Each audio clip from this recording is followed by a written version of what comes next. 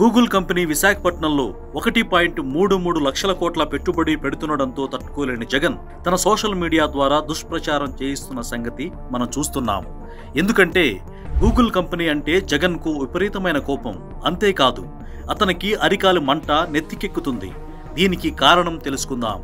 ప్రపంచంలో అత్యంత అవినీతిపరుడు ఎవరు అని గూగుల్ను అడిగితే జగన్ పేరు చెబుతుంది. గూగుల్ టేకౌట్ ద్వారానే వైఎస్ వివేకానందరెడ్డి హత్య కేసులో అసలు హంతకులను సిబిఐ గుర్తించింది.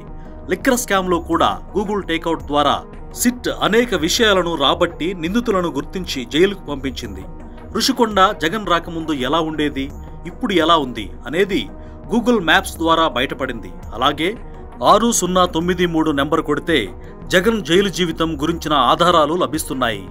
ఏదైనా మేనేజ్ చేయగలిగే జగన్ గూగుల్ను మాత్రం మేనేజ్ చేయలేకపోవడం, ఆధారాలు చెరపలేకపోవడంతో గూగుల్పై కక్ష పెంచుకున్నట్లుగా స్పష్టంగా అర్థమవుతోంది. కొద్ది రోజుల క్రితం గూగుల్ కంపెనీకి ఇచ్చిన భూములపై కోర్టులో కేసులు వేసి రాకుండా అడ్డుకునే ప్రయత్నం చేశాడు.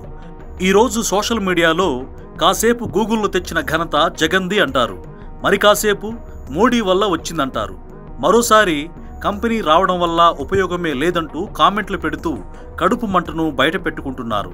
ఇక జగన్ మీడియాతో పాటు అనుబంధంగా పనిచేసే మీడియాల్లో గూగుల్ పెట్టుబడికి సంబంధించి చిన్న లైన్ కూడా రాయలేదంటే మనం అర్థం చేసుకోవచ్చు జగన్ ఏ స్థాయిలో రగిలిపోతున్నాడనేది.